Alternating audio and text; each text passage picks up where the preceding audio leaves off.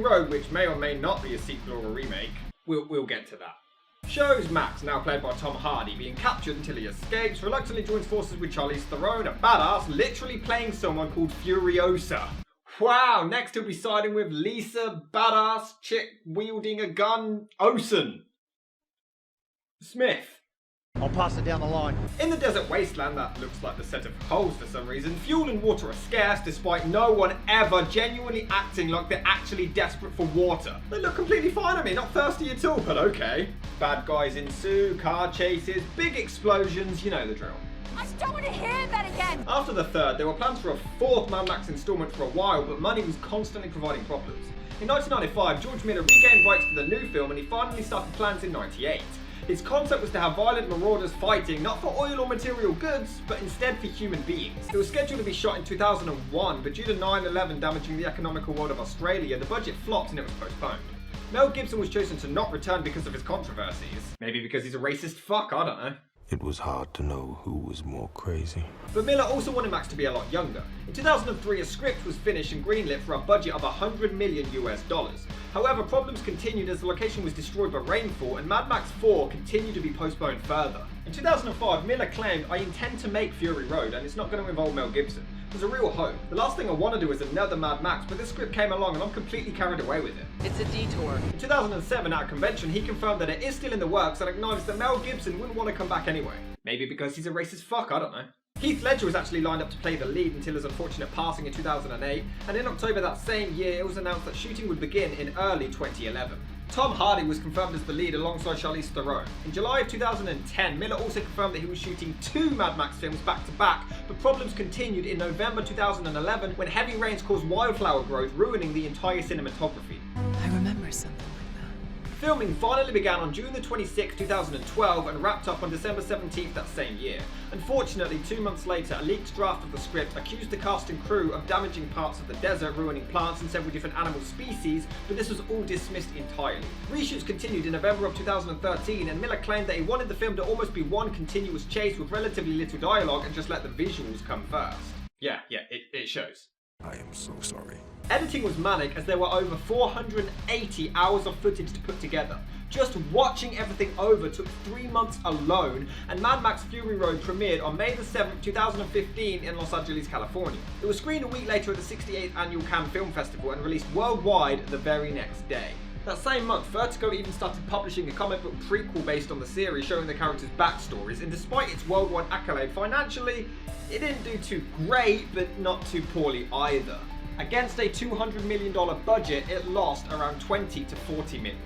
Yeah, well, I got unlucky. Robbie Collin from the Daily Telegraph praised the acting, screenplay, choreography, stunts, comedy and direction, calling it a spiritual sequel and an eruption of craziness. You hear that? The film was nominated for 10 Academy Awards, making it the only Mad Max film to ever be nominated for any, picking up Best Film Editing, Best Production Design, Best Costume Design, Best Makeup and Hairstyling, Best Sound Mixing and Best Sound Editing, and it broke the record for the most wins for an Australian film ever, surpassing 1993's The Piano, which only scooped up 3. You know what, despite not being as crap as the original, I still hate Fury Road and made me a lot angrier than the original did. Stop! Before you dislike and unsubscribe, just hear me out. The reason it's better is because of the action. Yeah, the action is incredible to look at. The choreography, the editing, the cinematography is incredibly fast-paced and exciting. It gets you pumped up, but my issue is script. He's a lying old man. Let's take Crank for example. I like Crank. Now this is an action film which has a premise that is literally non-stop action. All fast-paced and very little story, but the difference here is that Jason Statham is a badass on legs. Everything he says and does is amazing. Now don't get me wrong, I love Tom Hardy. He's a great talent and on paper he should be perfect for this role. But much like Mel Gibson, he doesn't do anything badass once whatsoever throughout the entire film. Just talking with a deep voice and wielding a gun doesn't automatically make you a badass. You can't defy him. It's all fine and dandy to have these high-budget, intense chase scenes with big explosions and trucks, but what good is it when there's no emotional investment? When there's no characters to care for, this is all meaningless because when one of them dies or comes close to dying, you don't give a fuck! I'm all for mindless action films for the sake of being a mindless action film, but my issue lies in the movie trying to be something it's not. It tries to be, the director's own words, something more than just another action film. But that's all it is, no character development, just car chases and shit blowing up. So what really separates it? Other than a gimmick of it being one long car chase, it's exactly the same. So many critics have said it's unique, but I don't see it. It really just is another generic action film with nothing new to add. So many times the film will put a character in jeopardy or somebody will die, and we'll get this huge emotional sequence despite knowing nothing about the actual character. It hurts. When Max escapes, he's chained to this other dude and he has no choice but to drag him along with him. Gee, I wonder if he's going to wake up. 3 minutes later, not too bad. Now, as he carries his ass along, he bumps into... Never mind, this film's awesome. What's going on? But look, he's pointing a shotgun at them and even they don't care. How am I supposed to be interested? Basically, he steals their big truck. What do you see? Big rigs. Big motherfucking rigs! Shut up! However, the truck fails and then the women return.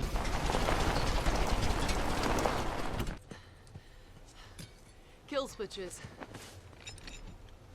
I set the sequence myself. This rig goes nowhere without me. Well, he just drove it some distance, so it clearly does go somewhere without you. You want to get through this? Meanwhile, the villain guy runs after them, gets on board, only to get thrown off, and then he gets up and they've immediately vanished, despite him being able to run after it just a couple seconds ago. This script is amazing! Max basically has to put up with them and they need to gain his trust, which is fine, but we know nothing about any of these women at this point. One of them is pregnant and the villain is the father. So what do? The exact same thing the original did, but worse! No! We're good! She sacrifices herself. My issue isn't endangering a child in a movie. I love Terminator 2, Halloween 4, Aliens and Pet Sematary. But if you want to go even younger like Rolf Harris, Delivery is a found footage film where a baby gets stabbed in the face. Spoilers. That works for their stories. In these films, there's nothing whatsoever. There's no story or development. The only reason we're supposed to care about this woman sacrificing herself is simply because she's pregnant. That's it. She dies, and then there's this huge emotional sequence, and the only reason we're supposed to feel pity or sympathy is because she's pregnant. It's the laziest bunch of scripts I've ever come across, and it makes me sick. It's disgusting, because this pregnant woman's only purpose in this movie, her only contribution to the plot, is her death. They literally just put a pregnant woman in the script for her to die. I can't wait for them to see it. We can't get people to give a fuck about the characters, let's just kill a pregnant chick. And just when you think it can't get any more in the poor taste category, they cut the baby out of her belly, and it's dead, so there's no goddamn reason for it. These films just play on misery for the sake of playing on misery. There's nothing else. There's no emotional conflict, there's no backstory, there's no characters developed behind any of it. How an old lady shows up wielding a gun, and yes, it's just as unintentionally hilarious as it was in the original. And just a few scenes later, she gets hurt and it's treated like this huge emotional moment. It even gets slow-moed. We've only just met the bitch. Why should we feel bad? I begged her to go! There's this whole sequence of them talking and still nothing is developed. I mean, the old bitch talks about the old days being better, some other chick is having a baby, but that's it. Nothing is established to get us to give a shit about them. Oh, except that she's pregnant. That's it. You know, that's the only thing we can think of. Pregnant. You can't hate her. She's pregnant. Actually, I'll take it back. There is some character development in this, but it is so minuscule. It's almost not even worth it. So the villain that Max is chained to at the start, yeah, he kind of turns to the good side and redeems himself. But here, we have just a few seconds to hear about his backstory. Just a few seconds. I was awaited in Valhalla. They were calling my name. I should be walking with the immortal, no feasting with the heroes of all time. I'd say it was your manifest destiny not to. That's it. That's it. Just he was a bad guy, turns good. That's it. I mean, I guess it's something, but episode 7 did it a lot better just a few months later. Just saying. It's okay. Charlize Theron gets some story, but it's still not enough to get me to give a fuck. I was born there. So why'd you leave? I didn't. I was taken as a child. That's it.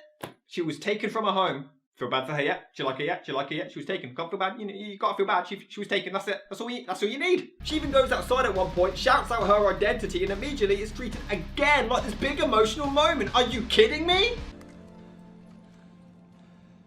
It's me.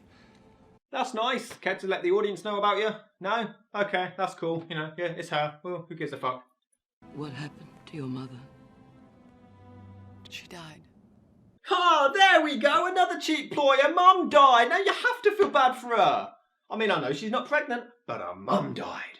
Maybe I'm being ungrateful. I mean, it's something I suppose, but it's over an hour in and it still doesn't get me to care. Max we know nothing about. He barely speaks and we always get these flashes to a little girl who I and the rest of the world immediately assumed was his daughter, but according to the prequel comic books, it isn't! These are never developed upon, not once, they're never explained. I guess it makes the character more mysterious, but the problem is, it's a motherfucking sequel! We know the goddamn character by now. It isn't hard to simply shoot a short scene where he's by himself, not interacting with the other characters and show who this girl is, otherwise it just falls flat. Perfect in every way.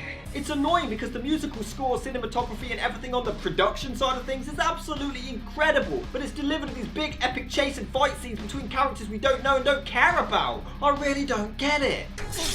No unnecessary kill! No, not him! We barely know him, you can't! It does, however, follow the theme of the originals by having unintentionally hilarious scenes. Along with the old lady with a shotgun, we also have...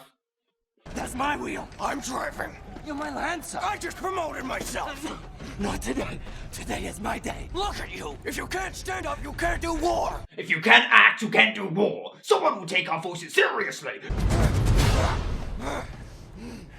How can anybody take this seriously?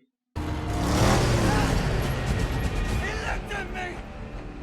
He looked right at me. He looked at your blood bag. He turned his head. He looked me straight in the eye. Seriously? Me taking it? Nope! The villains are just as bland as ever. I mean, after we see them taking samples of breast milk, seriously? Come on! What do they have to do to be considered a fucking joke? I dream one day of a Mad Max villain to be taken seriously. Your produce ain't going to gas town.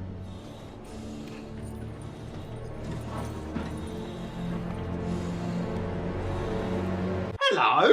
Can you be intimidating, please? All this for a family squabble. Healthy babies. Yeah, it sounds stupid, doesn't it? Oh, and if you think they learn from their past mistakes...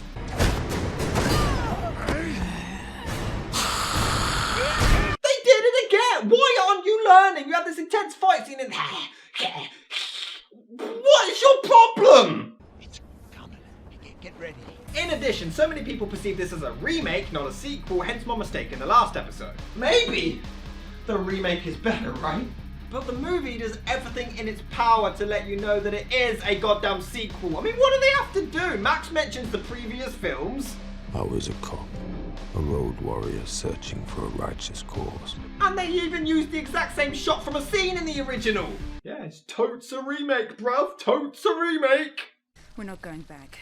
If for whatever reason you want to call it a remake instead of a sequel, despite it clearly being a fucking sequel, it just means it fails even more because this means this is a brand new series and we know even less about Max and there's even less development and even less of a reason to care. The villain anti-hero dude who kind of looks like Richard O'Brien had sex with the original Deadpool redeems himself and it's also treated all emotionally and epic despite having about 15 seconds of development. I cared more when the women attacked Max! And I wanted them to succeed, but that's just because of how bad the films are. I wanted Max killed off. This is for The Dark Knight Rises! We don't even learn Max's actual name until the very end of the film, which is a little interesting, I guess. Hey, what's your name? What do I call you? I'm Dave! I think it'd be hilarious if during the film, we as an audience just assume that this was Max, and then right at the end, he just says, Jeff. My name is Jeff. Turns out this dude was Max or something. How long has it been? 7,000 days. The length of this film. The acting is all great. Well, except...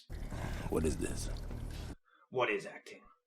Hey, what's that? Hey, what's acting? The music is incredible and they do have some amazing shots, but there's no emotional connection for me. Charlize Theron is the most interesting character, but that's not even developed enough for my liking. By the way, why is she trying to literally push a fucking truck? It's like when you let a kid try to help you move furniture and they're not really helping you, but you let them believe that they are. Yeah, you're not actually doing anything, love. Where do you guys want this? Yeah, seriously, because this is really heavy. I mean, not for me because I'm only pretending to hold it, but for these guys. I will admit though, the fight on this catapult thing is fucking amazing. And so is this. Remember me?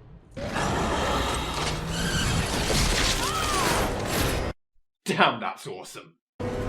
He's dead! He's dead! And the movie ends with pointless landscape shots, which is what most of the movie is anyway. Just fuck the script, let's look at all the pretty sights. What have you done? He wanted no dialogue and let the visuals speak for themselves, that's all fine and dandy, but great flicks like Terminator 2 had so much action, was different to any other film at the time, and actually got us to care about the characters, just like Speed. And even if you can't write that, it can work with badass performances just like Die Hard, or just like Crank.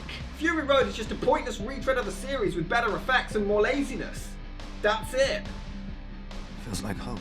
In regards to the sequel, it was written at the same time as Fury Road, named Mad Max Furiosa, aiming to be shot straight after the first one's release. In March of 2015, Tom Hardy confirmed that it was actually signed on to star in at least 3 more Mad Max films. Miller himself stated, "Should Fury Road be successful, I've got 2 other stories to tell." In May that year, Miller admitted the plans had changed and the 5th film would now be called Mad Max The Wasteland. In early 2016, he reassured the public his intent to make the sequel. You know, hope is a mistake. Fury Road sucks.